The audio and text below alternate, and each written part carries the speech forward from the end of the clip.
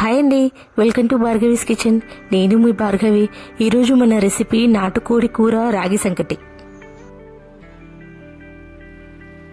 ఈ సెలవు రోజున రొటీన్గా కాకుండా ఇలా ఒకసారి ట్రై చేయండి.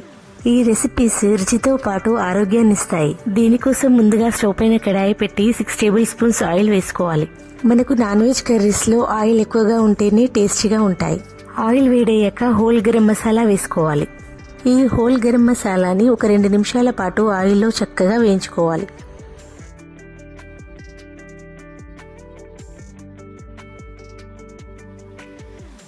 రెండు నిమిషాల తర్వాత దీంట్లో ఆనియన్స్ వేసుకోవాలి. మనకు నాన్ వెజ్ కర్రీస్లో గ్రేవీ ఎక్కువగా రావాలంటే ఆనియన్స్ ఎక్కువగా వేసుకోవాలి.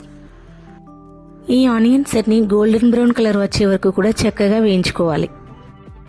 ఆనియన్స్ అన్ని వేయించుకున్న తర్వాత దీంట్లో 1 టేబుల్ స్పూన్ పసుపు వేసుకోవాలి.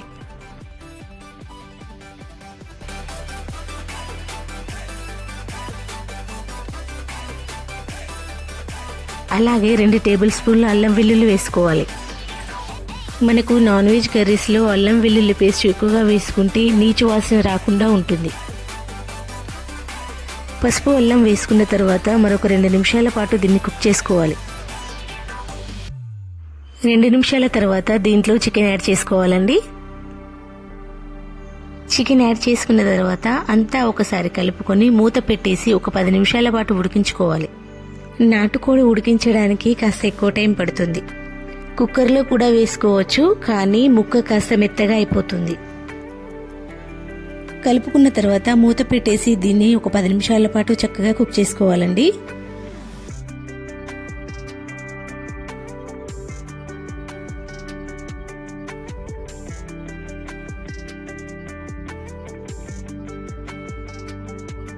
మూత తీసి ఒకసారి కలుపుకొని రుచికి సరిపడా కారం పొడి వేసుకోవాలి. నాన్ వెజ్ కర్రీస్ స్పైసీగా ఉంటేనే బాగుంటాయి. నేను ఇక్కడ 4 టేబుల్ స్పూన్స్ కారం పొడి వేసుకున్నాను. మీరు స్పైసీనెస్ తక్కువగా తింటే తక్కువగా వేసుకోండి.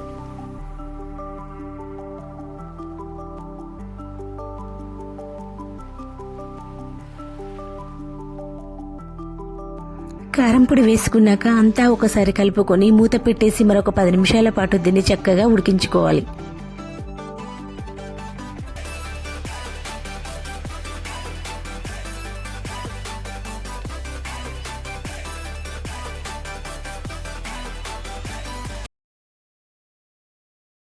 పది నిమిషాల తర్వాత మూత తీసి దీంట్లో వాటర్ యాడ్ చేయాలండి.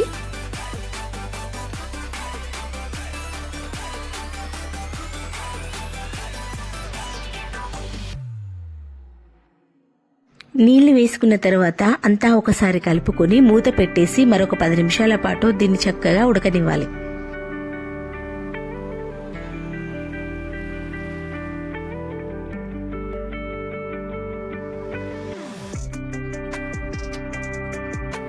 పది నిమిషాల తర్వాత మూత తీసి దీంట్లో ఎగ్స్ యాడ్ చేస్తున్నానండి. మార్కెట్లో తీసుకున్న నాటుకోడి కూరలో ఎగ్స్ వచ్చాయండి. అవి ముందుగా కర్రీతో వేస్తే స్మాష్ అయిపోతాయి కాబట్టి చివరిలో వేశాను.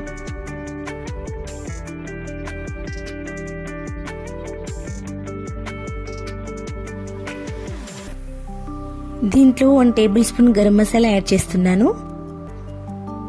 మనం ముందుగానే ఆయిల్లో కొంచెం హోల్ గరం మసాలా వేసుకున్నాం కదా అండి, ఇప్పుడు గరం మసాలా కొంచెం తక్కువగా వేసుకోవాలి. అలాగే 1 టేబుల్ స్పూన్ కొరియాండర్ పౌడర్ కూడా వేస్తున్నాను. మసాలాలు మన ఒంటికి మంచివే, కానీ ఏవి అతిగా తీసుకోకూడదండి. అంతా ఒకసారి కలుపుకుని మరొక 10 నిమిషాల పాటు దీన్ని ఉడికించుకోవాలి.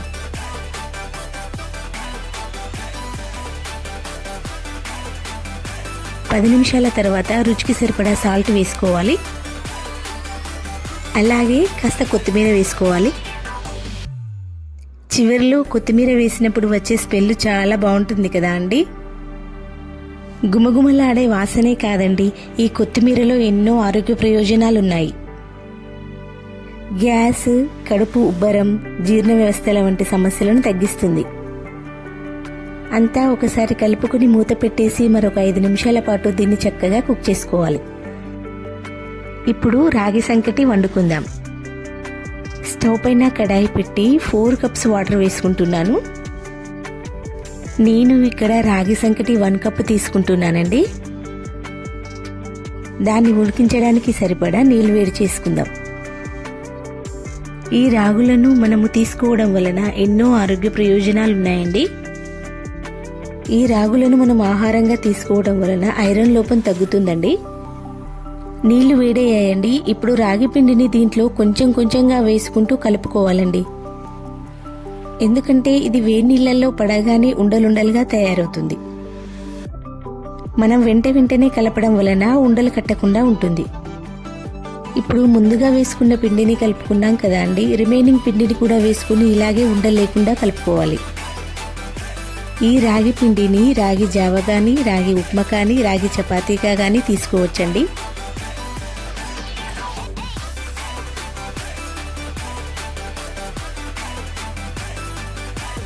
దీన్ని ఒక 10 నిమిషాలు కుక్ చేసుకోవాలండి.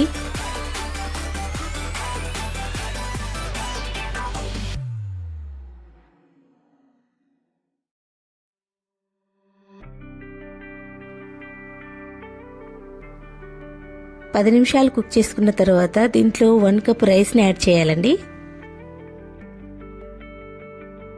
రైస్ని యాడ్ చేసుకున్న తర్వాత ఇదంతా కలిసేలా ఒకసారి కలుపుకోవాలి.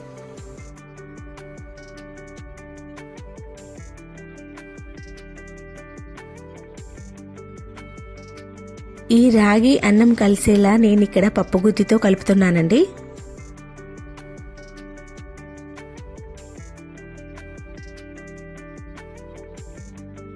అంతా కలుపుకున్న తర్వాత రుచికి సరిపడా సాల్ట్ వేసుకోవాలి.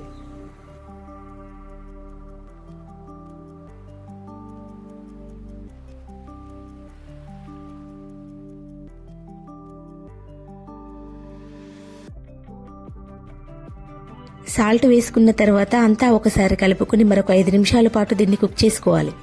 అంతేనండి, వేడి వేడి రాగి సంకటి రెడీ అయిపోయింది. నాటుకోడి పులుసుతో రాగి సంకటి తింటే రుచి అద్భుతంగా ఉంటుందండి. ఎప్పుడూ రొటీన్గా కాకుండా హాలిడే రోజున ఇలా రాగి సంకటి ట్రై చేయండి.